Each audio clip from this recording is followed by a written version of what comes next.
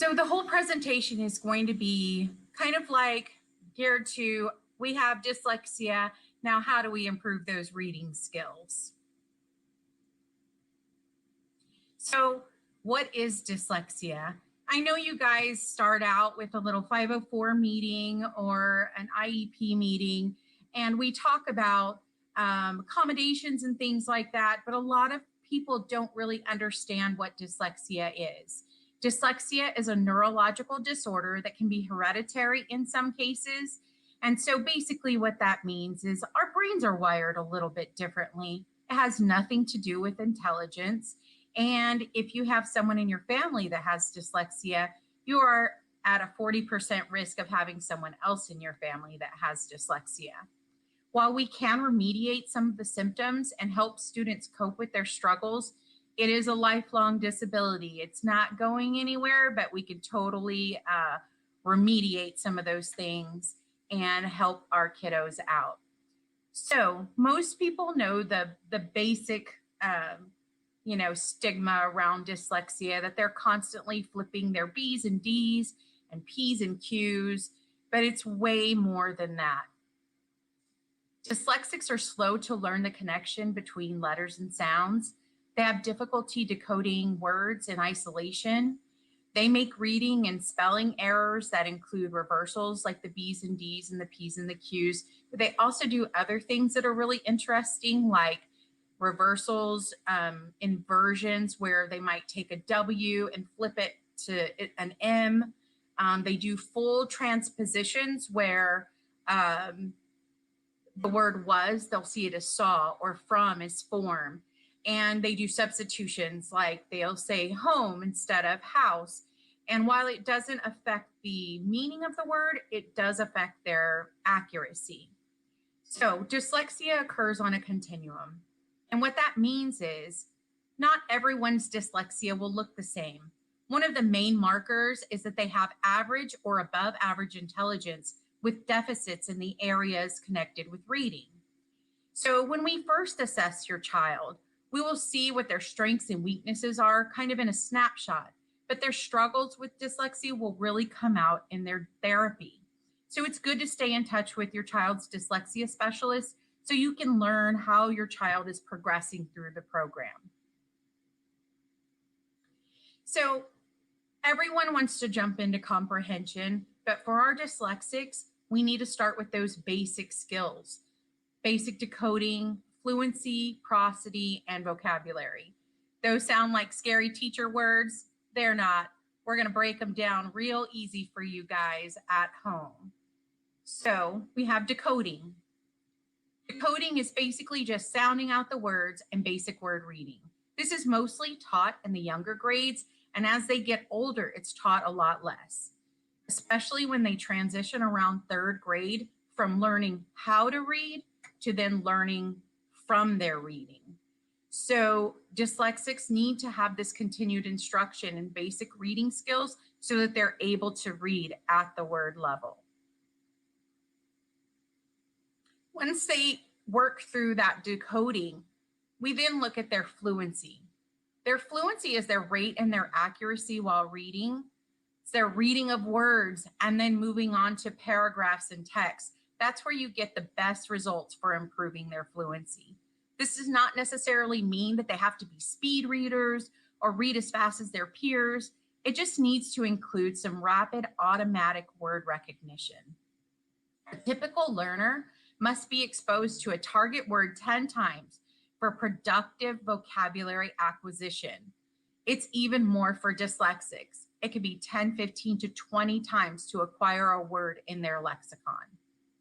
Once words are learned, they can't be unlearned. So all that hard work will pay off. They need sufficient fluency to construct meaning, and there's no quick fix for that. It's a very slow process. So just because a student successfully sounds out a word, like we were talking about decoding, where they break down each sound. So like if they say the word, they see the word catch and they go k-a-ch. Oftentimes, by the time they get to the N sound, they have forgotten what they read. So you might have a kiddo that once they sound it out, they go back to the beginning and they say some word that has nothing to do with any of the sounds they just told you. Sometimes they sound it out just fine and were able to say the word, but they use all of their working memory to sound out the words, and so comprehension is lost. They need that automaticity in order for their working memory to then construct meaning. And then fluency will increase prosody. So prosody is reading with expression. The best indicator of fluency is a student's prosody. So basically, reading with expression is chunking the derivatives, chunking phrases appropriately, changing tone for dialogue, and slowing down for punctuation. Modeling prosody when reading with your child and repetitive reading will help them build on this skill. The more they observe it, the more that they will imitate it. So we are still working on building that foundation. We're looking at vocabulary, then we build up to that sentence comprehension, and then the text comprehension. This is important because often when words are in sentences or passages, our students are smart enough to guess the meaning based on the context. This is why it's imperative that we continue with basic reading skill instruction versus moving right into reading comprehension. If we do that and they don't have fluency, we are wasting their time. There is this need for a rush to get kiddos in and out of dyslexia. However, students with dyslexia often need the explicit, structured, sequential phonics instruction in middle school and high school, and sometimes beyond. The way that East Central teaches dyslexia is using the same formula they are mentioning here. We provide something called Basic Language Skills, which is BLS. We use it across the district. It is Orton-Gillingham based. You don't need to know what that is, but basically it's prescriptive for dyslexics. So it's exactly what they need to make progress. So then we look at comprehension. We can finally get to comprehension, which is the ultimate goal of our reading. So 15% of neurotypical students struggle with comprehension.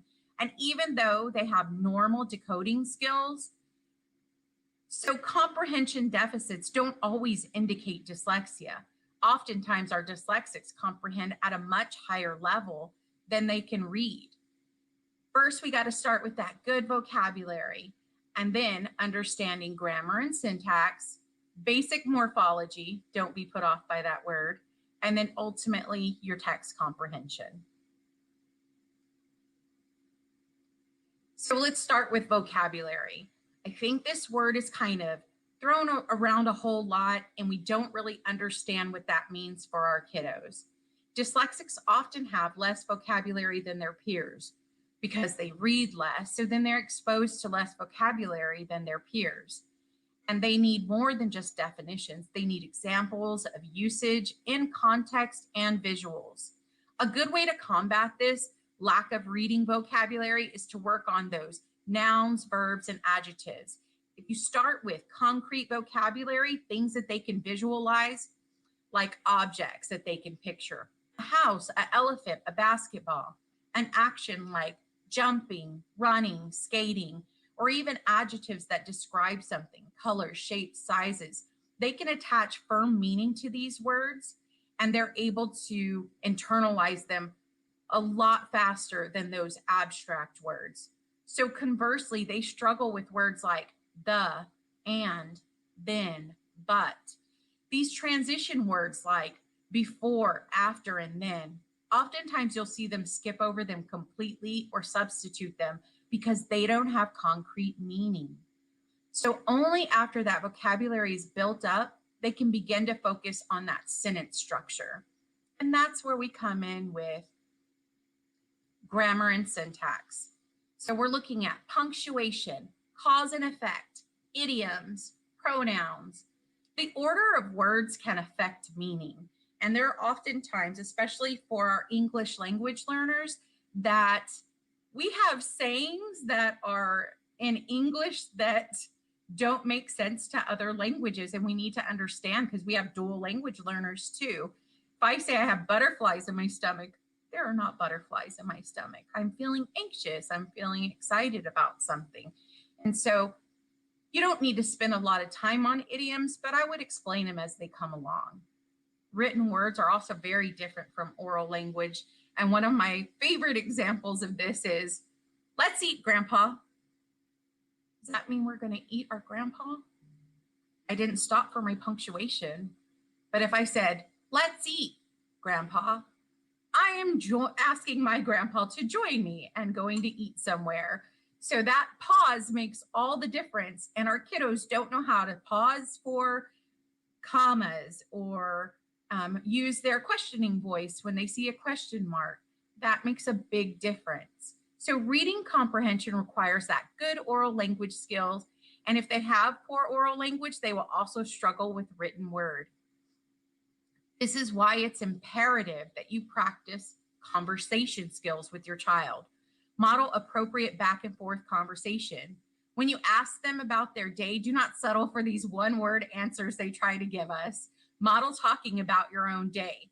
Make daily tasks sound novel and exciting. Oh, that vacuum cleaner really gave me a hard time today, or something happened in traffic. They need to learn from us modeling these things. And with technology and text and things being online, we are really seeing a deficit with our kiddos' social skills.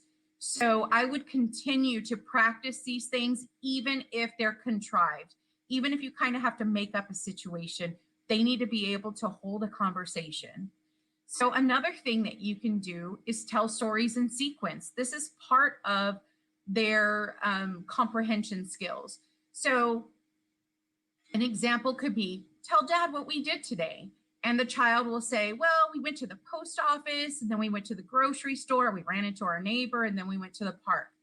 Most of the time, a kid won't say all that. They'll say, well, we went to the park, but before that, we saw what's his face at the grocery store. They do not know how to tell a story in sequence. And so it is our job to teach them the importance of saying things in sequence, and also being able to just retell it in general. They will need that skill for their conversation and for their comprehension skills when they're reading as they go going through middle school and high school. So one of the things that we start off for their oral language really early on is naming and categorizing.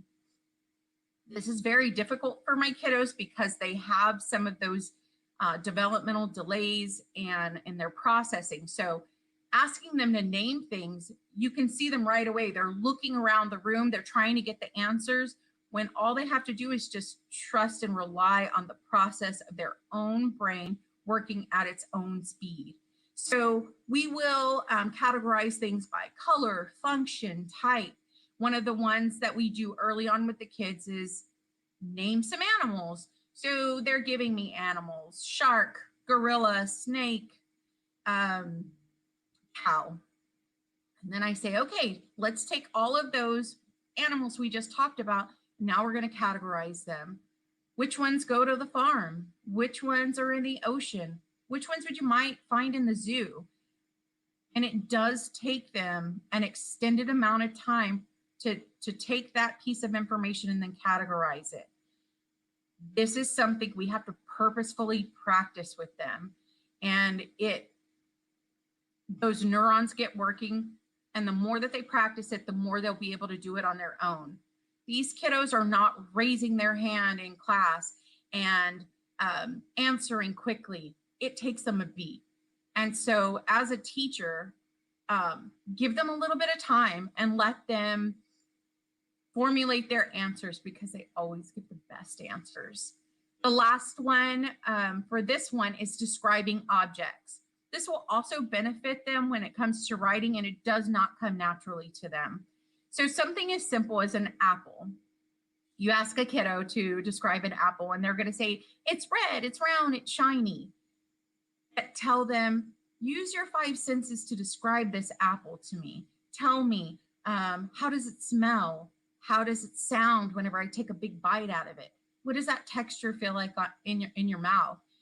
Those are things that they do not learn on their own. These have to be systematically taught to them, and they will benefit because these kiddos are super creative and really have great ideas. So you can do this in daily conversation without books even being involved. This is a great way to see your child's creative side too. I get to hear all kinds of fun stuff. So next we're moving on to the morphology. This is where prefixes and suffixes can change the meaning of a word. Morphology sounds scary. It's just the study of words. So dyslexics need a higher level phonics instruction to include affixes, morphemes, Greek forms, Latin roots. Typical readers often slowly figure these out on our own. Exposure and deductive reasoning. You can see a word and figure out what it means based on its base word. Dyslexic need it taught directly because they don't make these connections on their own. Some dyslexics will need this type of instruction for the rest of their life as their vocabulary becomes more refined. Pre-teach these derivatives when possible.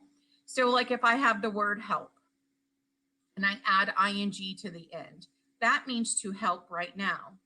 If I say someone is helpful, they are full of help. If I say there is helpfulness, it is the quality of being full of help. Okay? Easy, right? But then what if I put "un" in front of helpful? All of a sudden, I have made that an antonym of helpful. Kiddos don't understand that. They see the word helpful and they think that they know what it means based on that they know the word help. So when you put "un" in front of the word, you've just said that it is not full of help. Our kiddos need that explicit instruction, and they are really good at it when they get the chance. So I can even get more complex. It can get even more complex as the students move up into middle and high school. They get to really dig into those Latin roots and stuff, and it's so much fun. I find it really helpful, even for me to better understand the words that I'm using. So now we can finally talk about some text comprehension. So when you're talking about text comprehension, you're going to have some good background knowledge, good attention, memory. And another thing that's important for reading comprehension is just that foundational background knowledge. If they don't know enough about the topic, they can't understand what they're reading. And I think as teachers, we're taught to try to activate prior knowledge. That's not going to work with your dyslexic kiddos. They may have delays in accessing that prior knowledge, and it will end up making them look like a failure and kind of making you frustrated. So it's even better to quickly teach some background knowledge to them, just enough to where they have the basics and some relevant vocabulary on the subject. This will get them started and probably get them more excited about what they're learning. Okay, here's the big one. It's metacognition. And this is just thinking about thinking. So attention wanders when we're reading. We all do it. How often have you read a page in a book and then realized you're busy planning dinner or making to-do lists instead of focusing on the book? I know I have. So our kids do this, and they do it a lot. They need the skills to take in what they're reading and the discipline to go back and reread when they catch themselves losing focus. We need to teach them these skills because they can't get those on their own for sure. It takes a lot of memory and really good attention. And sometimes they can go back to the text and find answers, but other times they're not able to. So we need to teach them how to focus on what's important in the passage and what just isn't. Our dyslexics are so used to misunderstanding text that it's become their norm. This is probably the most tragic thing about all of this to me, is that the kids that sit in front of me, they're so used to not understanding what they read that they accept it. So we need to break that pattern. They need to learn to expect to comprehend the text that they're reading. And when they don't, we need to just take a beat and go back and figure out what they're reading. One of the ways that you can help them do this is to build confidence with easier text. Teach them metacognition skills on how to gauge if they're understanding what they're reading. You can do this after one chapter, after one page, even after one paragraph. It all depends on what level your child is at. How this will work is based on their age, their reading level, and their developmental abilities. So this can be switched to whatever you need it to be for your child, but it's something we need to start really early, because even as an adult, I catch myself at the end of a page saying, I don't even know what I read. So everyone needs that skill. So now we can talk about basic comprehension skills. These are the same skills that they wanted from us when we were in school. The difference here is that we need to help them learn how to do it on their level. This is not easy for them either. Teasing out a main idea when you can barely go through a passage is very, very difficult. Sequencing is always going to be an issue for your kiddos with dyslexia. They have a really hard time keeping things in order. Cause and effect, that has to be explicitly taught. And also the inferencing. That's them making connections. And if you're able to do this orally with your kiddos, you will hear the best answers from them, because they will make connections to stuff you never thought of. And then we'll move on to comprehension strategies. So we know the skills, and in order to get that basic comprehension, they need explicit instruction in those skills. These strategies can produce the biggest gains in comprehension, especially in our older students with learning disabilities. And this is the best part of reading, is losing yourself in the meaning of a text. So we're going to start with modeling, thinking aloud. I wonder why Voldemort didn't want Dumbledore's help when he first realized he was a wizard. Self-questioning.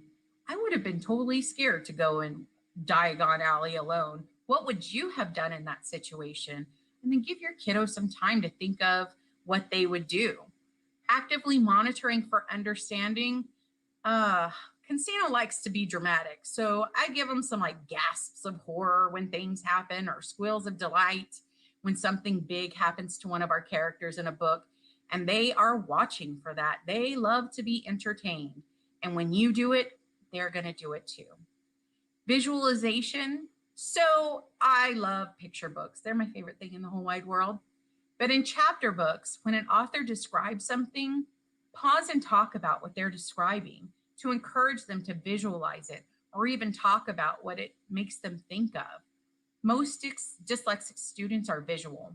They're talkative and creative by nature, but not all of them are. So we need to teach them how to use these gifts to their advantage. So my final comprehension tips, I have lots of parents ask me, what should my child be reading? And my answer is anything they can read successfully and interest them. If it is the same baby book, let them read it. It will increase their confidence. If the level's too high, read it with them. The exposure will increase their vocabulary. And then I like to say, read about it, talk about it, think about it. For other kiddos, it might work in one direction, but for our kiddos, we're going to need to read it and talk about it, and then allow them to process it and think about it. If they practice, they'll be able to participate with you and have more meaningful interactions with the books they read and in their classes. So these are our dyslexia specialists. You have one on every single campus. They are amazing ladies, and they are there for you. So, email them, email me. You are not alone. I have a son with dyslexia. Alethea has a daughter with dyslexia. We make up 20% of the population. Seek help and community. Our kids have a chance at excellence. They just need our help. All right, Joy, thank you very much for that. That was a great presentation. And I really like your hair in this photo. It's fantastic. Oh, thank you.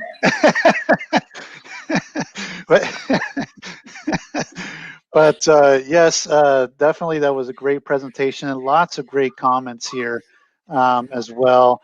I'm going through some of them right now. Priscilla Garcia, great information, not only for parents but teachers as well.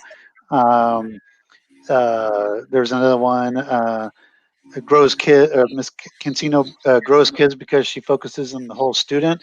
All these strategies are things she implements in her classroom are proven successful. Just lots of great stuff, Joy. You did a fantastic job. And for as nervous as you were going into this thing, you did a fantastic job. Uh, and so we did have a question earlier. Lathia, I know you may want to answer it from Lana Longworth. Wrote, I'm so thankful for our dyslexia specialist at Tradition. She has helped my son bloom so much. Mrs. Wilson is helpful with explaining things to the students as well as a parent. My question is, why does East Central now allow accommodations on MAP for our district for students with dyslexia? In the 504, we put these accommodations in place for our children to level the playing field with others, but then we take the accommodations away for the MAP assessment. Do you want to talk about that? Absolutely, Miss Longworth, hello. And I know the dyslexia specialist she's referring to, that's my old home campus. So another great teacher. So to answer a question, we know that the MAP test occurs 3 times a year. And while we do write in accommodations for both 504 and IEP documents, those are for the instructional piece. For their overall success in the classroom and on tests. Absolutely. We've decided as a committee that this is what they will benefit from the most. And we document to show that that is something that helps them. But the MAP test is 3 times a year. And the goal for that is to see where the student is able to perform independently. And honestly, it's really just given to the teachers instructional information. They are not penalized. We do not take grades on these things. And we know within the MAP program, the way they have strands, they have prerequisite skills, all kinds of things that we can really hone in on the type of instruction that your student would need. So totally on the right page as far as our kids are supposed to be receiving those accommodations for benchmarks, quarterly assessments, daily work, to level that playing field and eventually help them be as independent as possible. They also learn those compensatory skills and they learn that through dyslexia therapy, but also ongoing conversations about what works best for them. But to answer your question, it's just something we need to do really because it's the good instructional information that we're able to give to teachers. All right, thank you very much for answering that. And if there's any folks out there watching right now, we'll take your questions for the next few minutes. But again, just lots of great comments. I like this one right here from Derek and Dominic. Congratulations, Mom. So there you go. They're watching. Let's see, Sarah, thank you for being an advocate for our kiddos and their families. You presented such valuable information. And Joanna, you helped us when we didn't know what was stopping Mariah from growing. With all these strategies, she has become a successful student and learning to cope with everything. So, all positive stuff. Can I Alethea, go ahead. Absolutely. Yeah, I just wanted to say, so not only are they receiving those dyslexia services, but the conversations about this is a compensatory skill, this is how I can think about this, knowing this strength about myself and how I'm going to learn best, I'm going to own this, I'm going to advocate for myself because I know this is what helps me. So all around, we have a wonderful program. It just continues to grow, and the people that we have servicing our students are top notch. And so, Joy, you mentioned, let me see if I can bring it back up here. That there's a dyslexia specialist on every campus. So maybe I'm a parent watching and, I didn't know about this prior to. Tell us again, where a parent can go next. So hopefully you've had some interaction with them. They tested your student, did a 504 or an IEP meeting. And I would say this year more than ever, I've had a whole lot more communication with my families because of Zoom and Google and all that other stuff. But Everyone here is listed on their campus website. So if you go to the campus website and go to teacher pages, you'll find your person. If not, you can always just email whoever you know at the campus and direct you to the right person. We are here to give you that feedback and to help guide you and to get the appropriate accommodations for your child, because they are ever changing. These kids grow really fast most of the time, and we want to put the things in place that help them the best. All right. And so I think we're going to wrap things up, but I want to do another comment. Joel misses you so much. So they're definitely out there watching and supporting everything that you're doing, Joy, and that all of our specialists are doing such amazing work here with special education here at East Central. Joy, any last comment before we sign off here? I think that sometimes because we pull the kids out and we're not as visible maybe at Meet the Teacher and the parent-teacher conferences, I know that we're all doing our best to try to reach out to you guys. I would say if you haven't touched base with your kiddo's dyslexia specialist, and they've been in there for about a year, I would say reach out to them, because things change so quickly for kiddos with dyslexia. They internalize these skills and they grow. And what we told you to do with them the first time we met and then the next time we meet is going to definitely look a little different. So try to remember. And the great thing about my job is that I get to be with kids for multiple years. So I learn all their tricks and how they try to get out of things, but also the relationships with the families are also super strong. And so, don't forget, we're their teachers too. And we, want what's best for them, and we want them to, those accommodations to grow with them. So they're still appropriate. All right. And Joy, I do have one more question for, I think, Alethea, but I'll go ahead and let you go. So that way you can take more awesome pictures. That I'm still like, that is just, who were you the photographer on that one? Yes, but it wasn't raining that day. Right. So. Of course, yes. And Brandon, remember, prior to the show, I said she's known for beautiful makeup and hair. So I know. Did it great. I mean, that's, you definitely have, maybe you have a side hustle on this, makeup and hair business, so. Look into that. All right, Joy, thank you so much for your time tonight. Great presentation. Thank you for having me. This was awesome. Thank you.